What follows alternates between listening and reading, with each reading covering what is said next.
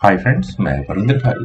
Friends, आज की ये हमारी गेम है अभिषेक उपाध्याय जी की वीडियो रिकमेंडेशन। उन्होंने मुझसे अब्दुल सत्तार राव वर्सेस आंद्रे एस्पिनक्यू को एक गेम के ऊपर वीडियो बनाने के लिए कहा था, सजेस्ट किया था कि इंसेन गेम है और रियल में इंसेन गेम ही है ये।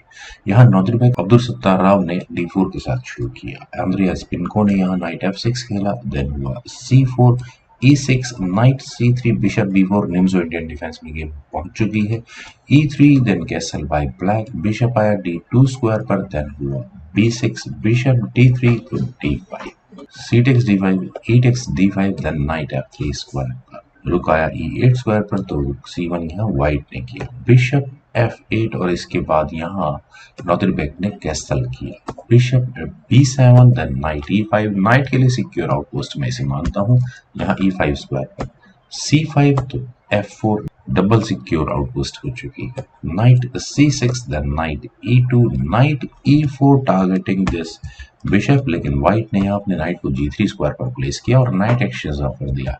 आई थिंक किए जा सकते थे, शायद कर लेने चाहिए थे, लेकिन यहाँ पर ब्लैक ने किया नाइट टेक्स D2, यहाँ बिशप को लिया, लेकिन नॉर्दरबैक का पूरा टारगेट कहीं और लगा हुआ है। अभी अभी डार्क स्क्वायर बिशप दिया है, लेकिन अब यहाँ किया bishop takes H7 check, light square bishop भी यहाँ सेक्रीफाइस किया है।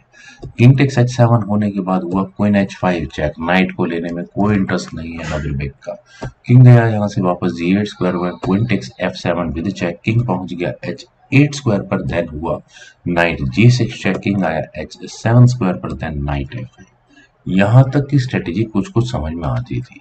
यहाँ दोनों बिशप व्हाइट के हाथ से जा चुके हैं, बदले में F7 और H7 स्क्वायर्स के पॉन्स ही मिले हैं। यहाँ पर व्हाइट का गेम प्लान है क्या? सीधा सीधा बिशप को एलिमिनेट करना अपने नाइट से, और उसके बाद इस G7 स्क्वायर पर चेकमेट आपको नजर आ ही गई होगी जैसे ही ये नाइट H5 स्क्वायर पर आया है। तो ब्लैक के सामने सच में एक धर्म संकट है। क्या किया जाए? क्वीन इस तरह से नहीं प्लेस की जा सकती कि वो G7 स्क्वायर का डिफेंस कर सके। तो एक ही तरीका है कि कुछ मटेरियल मिला है ब्लैक को तो कुछ मटेरियल वापस दे दिया जाए। एस्पिनको ने यही किया, रुक लिया E6 स्क्वायर पर।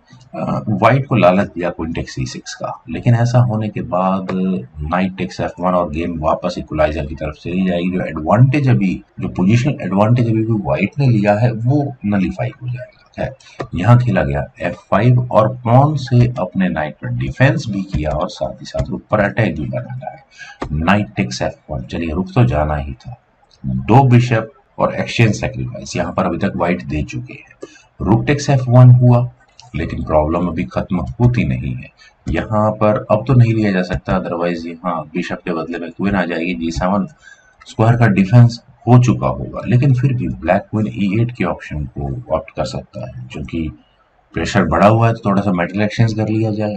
मटेरियल एडवांटेज यहाँ ब्लैक के पास है ही, अगर मेटल एक्सचेंज हो गया तो जो पोजीशन एडवांटेज व्हाइट को मिला हुआ था वो नलीफाई हो जाएगा। लेकिन अगर यहाँ से गेम आगे बढ़ती है तो नाइट टेक्स F8 चेक का तो आएगा ही आएगा, फिर क्वीन टेक्स F8 होगा, देन F टेक्स C6 और रुक जरूर गंवाना पड़ेगा। और इनफैक्ट यहाँ क्वीन भी एक्सचेंज करनी होगी, queen takes F7 rook takes F7 और फिर दोबारा इस G7 पॉन पर प्रेशर जरूर रहेगा, बिशप पर भी अटैक होगा। लेकिन चलते हैं एक्चुअल गेम पर। यहाँ पर ब्लैक ने ऑप्ट किया क्वीन को G5 स्क्वायर पर लेकर जाना। That's okay. यहाँ नाइट पर अटैक जरूर है। क्वीन टेक्स F6 रुक लिया गया, queen takes H5, that's okay. रुक आया F3 स्क्वायर पर और इरादा क्या है व्हाइट का? रुक को H3 स्क्वायर पर ले जाकर क्वीन को पिन करने का। C टेक्स D4 ऑप्ट किया कि आप चाहें तो क्वीन को ले सकते हैं। अगर व्हाइट यहाँ अब रुक H3 के लिए जाएगा तो क्वीन टेक्स H3 होगा। G टेक्स H3 करने के बाद यहाँ नाइट के सामने नाइट जरूर होगा और क्वीन के सामने रुक और दो बिशप पेयर होगा। तो मटेरियल वाइज ये गेम इक्वल हो चुकी होगी। जो पोजिशनल एडवांटेज जिसको मैं बार बार कह रहा हूँ वो यहाँ पर नलीफाई हो चुका होगा। व्हाइट ज्यादा से ज्यादा अगर उसे थोड़ा खतरा लगेगा तो उसके पास ड्रॉ कराने की ऑप्शन जरूर होगी। खैर चलते हैं एक्चुअल गेम पर। यहाँ क्वीन F7 के ऑप्शन को पहले व्हाइट ने चुना। इरादा क्या है? इरादा है इस बिशप पर अटैक करने का। तो बिशप गया यहाँ से D6 स्क्वायर पर और I must say checkmating threats तो नहीं है, लेकिन किसी तरह का कमबैक यहाँ जरूर मिल सकता है। और फ्रेंड्स यहाँ आप चाहें तो वीडियो को पॉज कर सकते हैं और व्हाइट के लिए एक और इनसेन मूव ढूंढ सकते हैं। नाइट एफ8 चेक यहाँ नदरबेक में चला था और डायरेक्टली यहाँ इस अनडिफेंडेड क्वीन पर अटैक बना, और अगर ब्लैक इस अनडिफेंडेड क्वीन के लिए जाता है बचाने के लिए किंग को h6 स्क्वायर पर ले जाकर, देन रुक h3 का मूव आएगा ही आएगा। और अगर यहाँ ब्लैक क्वीन टेक्स h3 की गलती करेगा तो क्वीन g6 चेक और ये मेट होगी। और अगर किंग को मूव किया तो उसके बाद नाइट से एक और चेक आएगी।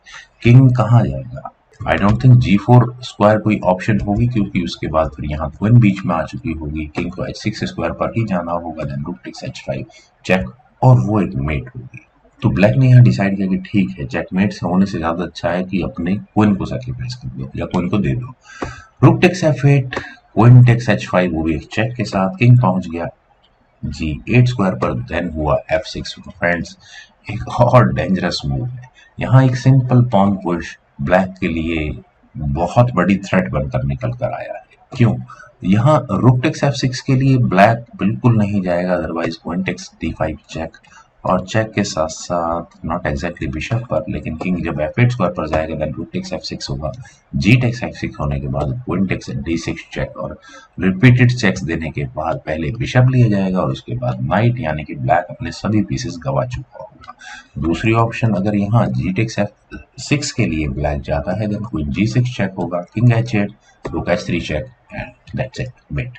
तो ब्लैक ने डिसाइड किया कि ठीक है, वो अपने नाइट को मूव करेंगे e5 स्क्वायर पर। This is also an over ambitious move, simply because यहाँ व्हाइट ने अपने रुक को f5 स्क्वायर पर प्लेस किया और e5 स्क्वायर पर अपने आप को विनर के रूप में डिक्लेयर किया। जैसे कि अगर ब्लैक अब भी रुक टेक्स f6 के लिए जाएगा तो उसके बाद सबसे पहले रुक टेक्स e5 किया जा सकता है। बिशप बीच में लग भी गया, देन क्वीन टेक्स e5 होगा और उसके बाद वही कुछ चेक्स का सिलसिला दोबारा आ सकता है। D takes e3, okay, queen ये पॉन आगे बढ़ ही नहीं सकता।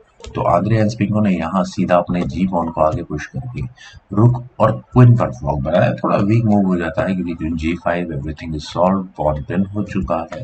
देन हुआ डी टेक्स e3, पासर को निकालने की तैयारी। आई डोंट थिंक बहुत ज्यादा सक्सेसफुल मूव होने वाला है, लेकिन रुक टेक्स e5 तो सक्सेसफुल होगा ही होगा। बिशप टेक्स e5 करने के बाद ऐसा नहीं कि मटेरियल डाउन होगा यहाँ पर black. Queen takes g6 check होगा, किंग जब h8 स्क्वायर पर जाएगा देन क्वीन g7 चेक, और ये मेट होगी। नाइट ने ही थोड़ी देर के लिए इस गेम को होल्ड किया हुआ था और नाइट एलिमिनेट हो चुका है।